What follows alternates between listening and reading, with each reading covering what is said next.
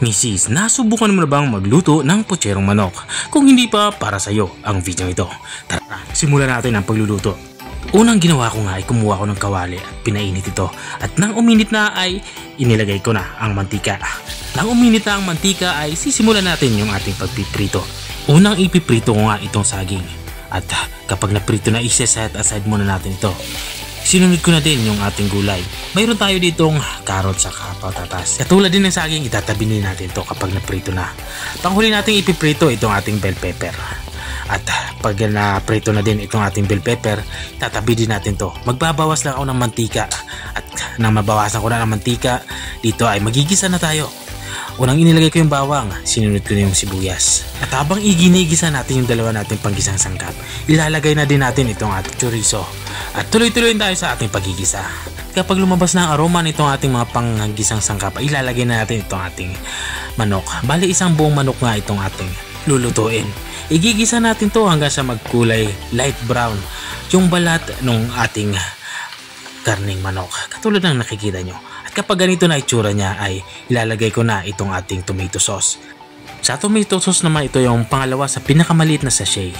Maglalagay na din ako dito ng isang can na pork and beans. Nakatulong yung pork and beans para mas maging malasa ang ating inilulutong ulam.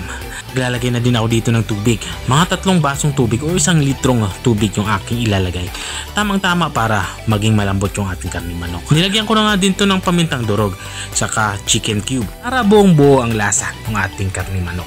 Saka ko to tinakpan. Papakuluan ko to ng 15 to 20 minutes.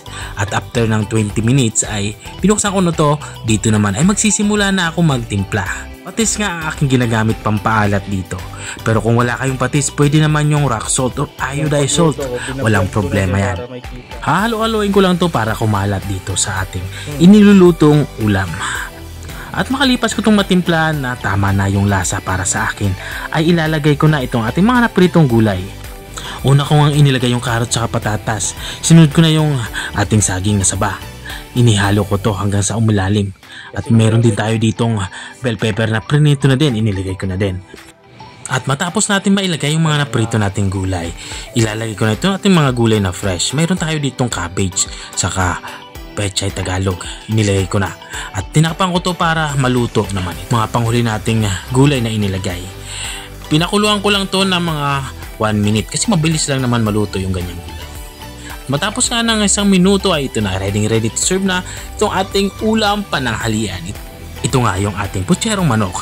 Kung nanonood ka pa rin hanggang dito sa dulo ng aking video, maraming salamat sa panunood. Kung nagustuhan mo naman yung bago nating reseping ibinahagi ngayong araw, baka pwede mo naman tong i-share. O siya, hanggang dito na lang ako.